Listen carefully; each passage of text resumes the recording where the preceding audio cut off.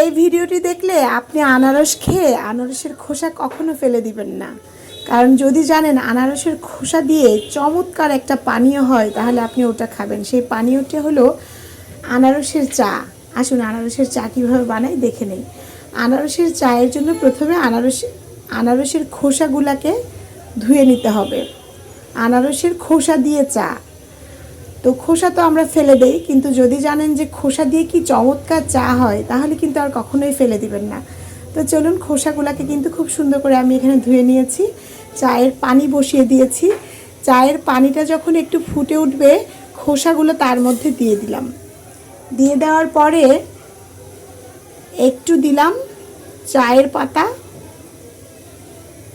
যেহেতু আনারসের চা, এখানে চায়ের পাতা একটু দিতেই হবে, না হলে চা হবে কি করে। তারপর কি দিব দেখেন, সামান্য একটু লবণ দিয়ে দিব, সামান্য একটু লবণ।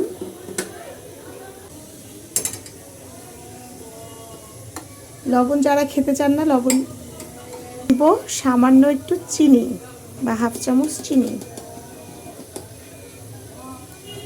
চিনি দিয়ে দিচ্ছি।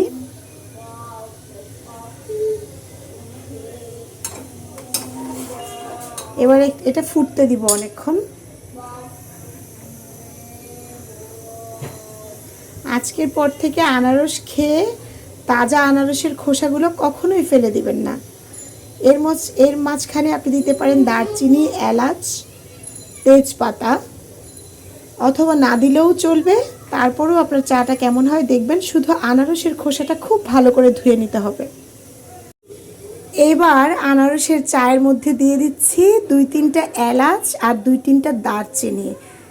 চাইলে এগুলো স্কিপও করতে পারেন, তেজপাতাও দিতে পারেন, অনেক টেস্ট হয়। তো দেখেন আনারসের চাটা ফুটে উঠতেছে, অনেক সুন্দর ফ্লেভার বের হচ্ছে আনারসের চা থেকে। শুনতে হাস্যকর মনে হলেও আপনি বানিয়ে খেয়ে দেখেন। মালটার চা খেয়েছেন, কমলার চা খেয়েছেন, বাদামের চা খেয়েছেন। মিরপুর মোহাম্মদপুরে কিন্তু বাদামের চা পাওয়া যায়। আরেকটা পাওয়া যায় লেটটা হলো চা আর কফির মিশ্রণে তৈরি, যেটাকে আমরা লেট বলি।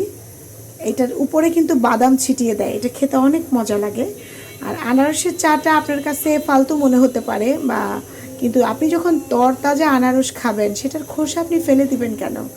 রাস্তায় যদি কেউ আনারসের চা বিক্রি করে সেই চা লাখ টাকায় বিক্রি হবে, কারণ এটার ফ্লেভারটা এতটাই সুন্দর। মালটা কমলার চায়ের চেয়েও কিন্তু অনেক বেশি সুন্দর হয় আনারসের চা।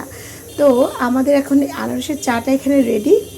যেহেতু এটা অনেক সুন্দর বলক দিয়েছে, ঘ্রাণ বের হয়েছে, এখন আমরা এটা পরিবেশনে চলে যাব। এবারে আনারসের টিটা আমি পরিবেশন করে নিচ্ছি একটা কাপে।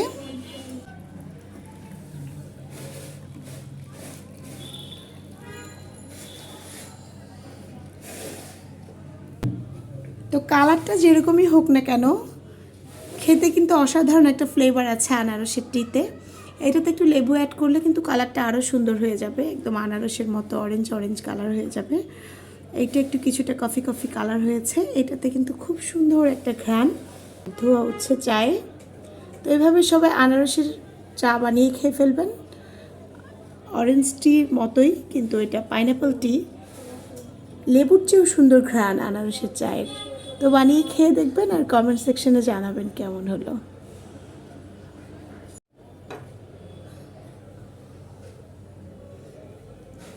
চা লাভাররা যারা চা খেতে পছন্দ করেন তারা সবাই ভিডিওটাতে একটি লাইক দিয়ে যাবেন। যারা টি লাভার তারা সব টাইপের টি পছন্দ করে, রেড টি, পাইনাপেল টি, লেমন টি, দুধ চা, সব চাই টি লাভারদের অনেক প্রিয়। আমার চা অনেক প্রিয়। যারা চা খেতে ভালোবাসেন তারা এই ভিডিওটিতে একটি লাইক দিয়ে যাবেন। সবাই ভালো থাকেন, খোদা হাফেজ। আরেকটি কথা ফিয়ার্স, কাঁচা আনারসের খোসার চা কিন্তু গ্রিন টির মতোই উপকারী। গ্রিন যে আনারস সেটার খোসা দিয়ে যে চা, সেটা গ্রিন টির মতোই উপকারী।